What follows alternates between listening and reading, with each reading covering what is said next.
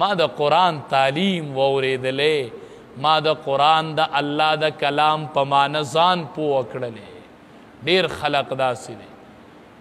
مولانا ذوالفقار صاحب دامت برکاتهم العالیه هغه لیکلي دي، وایي یو ملک ته لاړمه، یوه زنانه رانه تپوس کوي، مولانا صاحب تا سره د مسلمانانو کتاب شته چې قرآن ورته وایي؟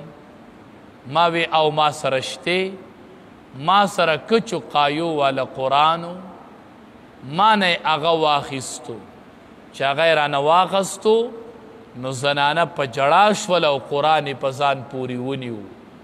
ما ورته وی ولې جاړې؟ ما ته وی چې ما په قرآن ایمان راوړی و، خو ما قرآن لیدلی نه و چې قرآن به څنګه کتابي.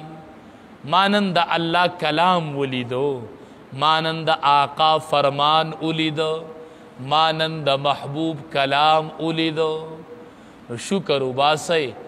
امام احمد بن حنبل رحمت الله علیه وایي ما رب العالمین نه خوب کې تپوس وکړو چې یا الله تا ته به په څه نږدې کېږمه، قرب به تا ته څنګه حاصلومه؟ وی ما ته وی چې وبکلامی احمد، اے احمده زما په کلام به ما ته نږدې کېږي. نو قرآن کریم الله ته د نزدېکت ذریعه، الله ته د قرب حاصلولو ذریعه چې د هغه قرآن کریم دی.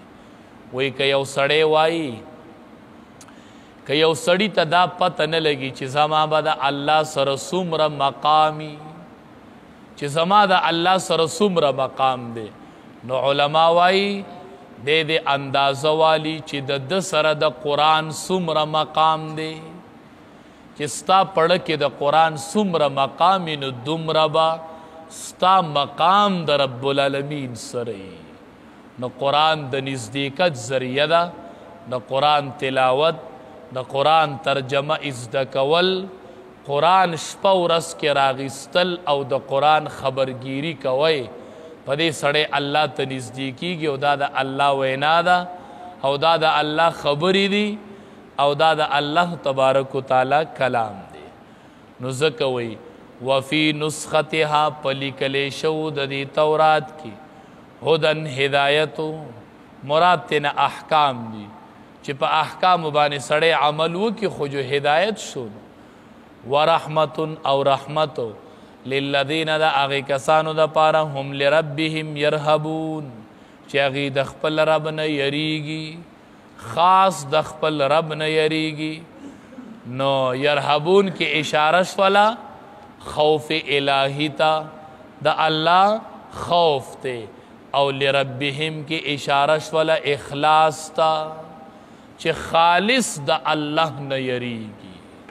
فرمایي ان الذین اتخذوا العجل، بېشکه هغه کسان چې نیولې اوس خې په خدای توب سره، سینالهم زر ده چې وبرسېږي دې ته غضب من ربهم، غضب د طرفه د رب د دینه، وذلت او ذلت فی الحیات الدنیا په ژوند دنیوي کې، وکذلک او دغه رنګې نجزي المفترین، مونږه بدله ورکو هغې دروغ جوړونکو ته.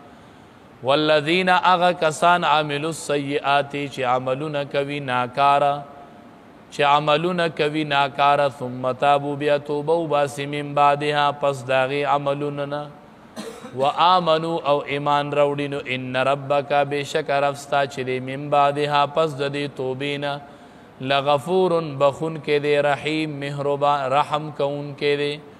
ولما سکته کله چې سړه شوله عن موسی د موسی علیه السلام نه الغضب هغه غصه، یا کله چې په آرام شو د موسی علیه السلام نه غصه، اخذ الالواح نو روی خیستلې تختۍ، وفي نسختها او په لیکلی شوو د هغې کې هدن هدایتو، ورحمت او رحمت للذین د هغې کسانو دپاره هم لربهم چې خاص د خپل رب نه یرهبون یریږي.